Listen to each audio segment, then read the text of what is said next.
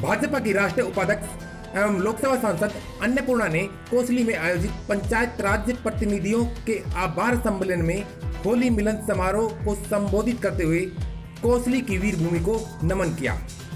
इस मौके पर उन्होंने गांव की सरकार को सम्मान करने की इस परंपरा का एक बड़ी पहल बताया। उन्होंने कहा कि इन पंचायत प्रतिनिधियों ने गांव और सरकार के बीच एक कड़ी बनकर क्षेत्र के विकास के लिए जो भूमिका निभाई है वह सराहनीय है। उन्होंने कहा कि गांव में शिक्षित व्यक्ति आगे आकर पंचायत के साथ साथ गांव व क्षेत्र का भी विकास करता है। किसान आंदोलन को लेकर उन्होंने कहा कि भारत सरकार के मन में अन्नदाता के लिए किसी भी तरह का कष्ट देने की कोई मंशा नहीं है। प्रधानमंत्री नरेंद्र मोदी ने पूरे कार्यकाल में हर तबके के भले के लिए कदम उठाए हैं। किसान कानून में गलतियों को लेकर उन्होंने कहा कि किसानों को अगर कानून में कुछ गलतियां नजर आती है तो सरकार उसे ठीक करने के लिए तैयार है। प्रधानमंत्री नरेंद्र मोदी की सोच किसानों को आत्मनिर्भर व सशक्त बनाने की है। आज के वीर भूमि को नमन करते हुए आज का ये कार्यक्रम ट्रस्ट के माध्यम से जो रखा गया है बहुत ही अच्छा है और खास करके जनप्रतिनिधियों का सम्मान, और वो भी गांव पंचायत जो प्रतिनिधि हैं, त्रिस्तरीय पंचायत प्रतिनिधि, गांव का विकास, गांव की सरकार जिसे हम कहते हैं, गांव की सरकार का आज सम्मान उन्होंने रखा है। ये बहुत बड़ी बात है, बहुत अच्छी बात है। और कोई भी प्रतिनिधि को उनके काम के बाद अगर कोई उन्हें सराहता है तो ये बहुत ही सबके लिए बहुत गौरव की बात है। और यही चीज़ आज इन्होंने किया है। 5 साल तक का जो इनका कार्यकाल रहा, जो कार्यक्रम रहा, सरकार और गांव के बीच की कड़ी बन के इन्होंने काम किया। सरकार के सभी योजनाओं को गांव तक पहुंचाना काम किया है, तो निश्चित रूप से इसकी सराहना होनी चाहिए। और आने वाले भविष्य में भी हम उनके प्रति हमारी शुभकामना है कि फिर से वो जीत के आए। और आज जिस तरह से पंचायत में हम देख रहे हैं कि अब गांव में जो शिक्षित लोग भी अब आगे काफ़ी आ रहे हैं, वो भी चाहते हैं अपने गांव का, अपना पंचायत का विकास। और आने वाले समय में हम यही अपील करना चाहेंगे लोगों से कि बहुत अच्छे ढंग से आपने काम किया है और आने वाले समय में और आप बेहतर करें। आप जो गांव की सरकार का जो सपना महात्मा गांधी जी ने देखा था, निश्चित रूप से वो सपना आप पूरा कर रहे हैं। उस सरकार के जो भी काम है उस काम को आप नीचे स्तर पर पहुँचाने का काम करें, लोगों का विकास करें। ये बहुत अच्छी सरकार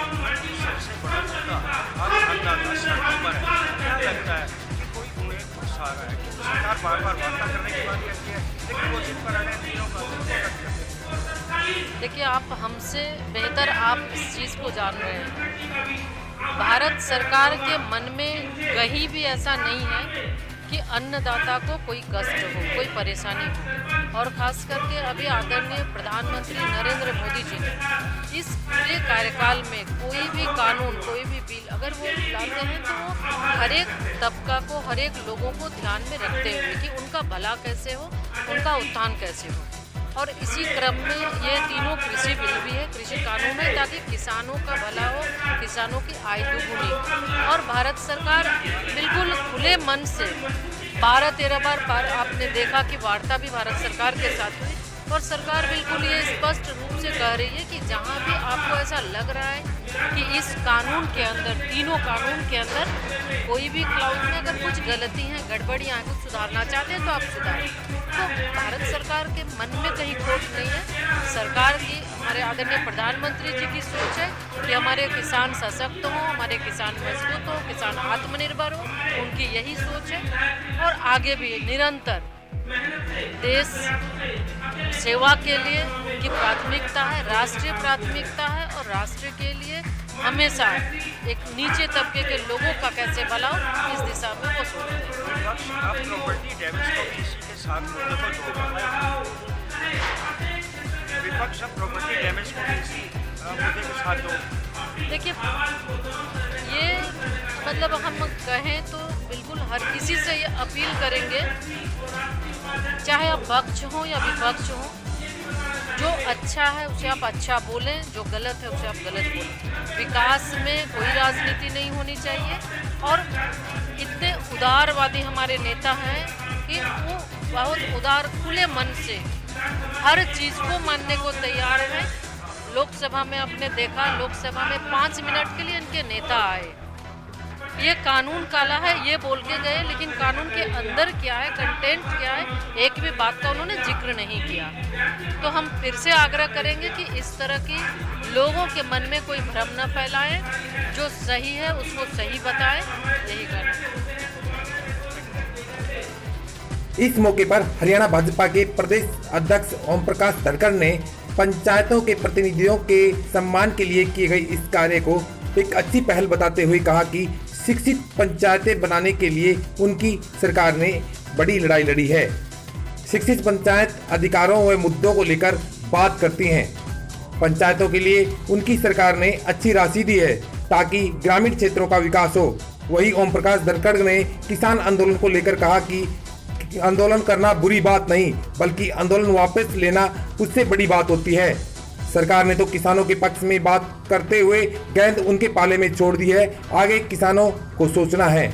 मनेठी एम्स मुद्दे को लेकर ओम प्रकाश धनखड़ ने कहा कि सरकार तेजी से काम कर रही है ताकि सरकार के समय में ही काम शुरू हो सके। आज के कार्यक्रम के बाद मुझे बहुत खुशी है यहाँ आने पर। आज पंचायतें जो पहली शिक्षित पंचायतें थी हरियाणा की, उनके निवृत्ति का एक फंक्शन जो है हमारे लक्ष्मण यादव जी ने किया है। उन्होंने अपनी एक टर्म पूरी की है और मुझे इस बात की खुशी है कि मैं पंचायत मंत्री के नाते से जो बड़ा निर्णय शिक्षित पंचायतें बनाने का किया, जिसकी सर्वोच्च न्यायालय तक लड़ाई हमने लड़ी। और मैं चाहूँगा कि मीडिया इस बात का अध्ययन करे कि जो युवा पंचायतें बनी थी, शिक्षित पंचायतें होने से, जिनकी औसत आयु उस समय 33 साल थी, उन्होंने किस प्रकार के परिवर्तन इलाके में लाए। एक बात मैं खुशी से कह सकता हूँ कि हमारी शिक्षित पंचायतें अधिकारियों से आंखें मिला के बात करती थी, मुद्दों को जानती थी और मुद्दों के साथ काम करती थी। बहुत ही भरोसा करते हुए पंचायतों पर हमने उस समय 20 लाख तक का राशि भी उनको खर्च करने का अधिकार दिया और जिला परिषदों को भी मजबूत बनाते हुए करोड़ों रुपये की राशि खर्च करने का अधिकार दिया। एक बड़ी पहल जो है ये उस मनोहर लाल जी की पहली सरकार में हमने की और मुझे लगता है कि आने वाले समय में इसको और सुदृढ़ता लगातार 10-11 बार वार्ता हुई, लेकिन इसका हल नहीं निकल पा रहा। किसानों की बहुत बड़ी जीत हो गई थी, क्योंकि सरकार ने ये मान लिया था कि हम आपने जो संसद सुझाए हैं वो सब स्वीकार करते हैं और आप कह रहे हो, इसलिए आपके आदर के लिए 1.5 साल के लिए इनको रोक लेते हैं। मुझे लगता है कि बैंड बजाते हुए उनको पंजाब तक जाना चाहिए। आंदोलन करना ही बड़ी बात नहीं होती, आंदोलन को वापस लेना उससे बड़ी बात होती है। तो उस अवसर को किसान संगठन चूके और मुझे लगता है कि सरकार ने तो अपनी बात कह के उनके पाड़े में छोड़ दी थी। उन्होंने फिर से कहना चाहिए कि आपने जो प्रस्ताव किया था, हम प्रस्ताव स्वीकार करते हुए आगे बढ़ते हैं। ये बहुत बड़ी बात सरकार की। मुख्यमंत्री 2015 में भावल के अंदर आए और एम्स की घोषणा की मनेठी में। काफ़ी जद्दोजहद के बाद अब हाजरा में एम्स बनने जा रहा है।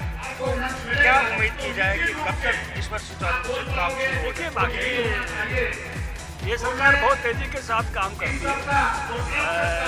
जो जल्दी से जल्दी मुझे लगता है कि इसका काम शुरू हो और इसी सरकार के समय ये पूरा हो, तो उस बात का आनंद हमने पहले एनसीआई के मामले में लिया है। आपको ध्यान होगा, नड्डा साहब, हमने और मनोहर लाल जी ने शिलान्यास की वो फोटो आपको याद होंगी और उद्घाटन भी हमारे समय में ही हो गया था, उसी 5 साल के बीच में। तो ऐसे ही मेरी अपेक्षा आकांक्षा ये है कि तेजी के साथ इस काम को शुरू करें, जिससे इसी मोदी 2 के काल में इसका उद्घाटन भी हो जाए।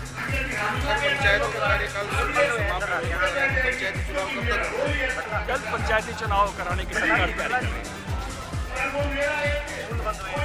स्कूलों को लेकर क्या कहेंगे? जो स्कूल हर कोरोना काल के अंदर दोबारा से बंद होने की बात हो रही है। देखिए, कोरोना का एक दूसरा दौर आया है, सावधान रहने की जरूरत है। जब तक वैक्सीनेशन का दौर पूरा नहीं हो जाता देश में और इस दूसरे दौर में काफ़ी गंभीरता भी आई है किसानों पर बीमारी में, तो उस नाते से प्रिकॉशंस लेना ये समय की जरूरत है।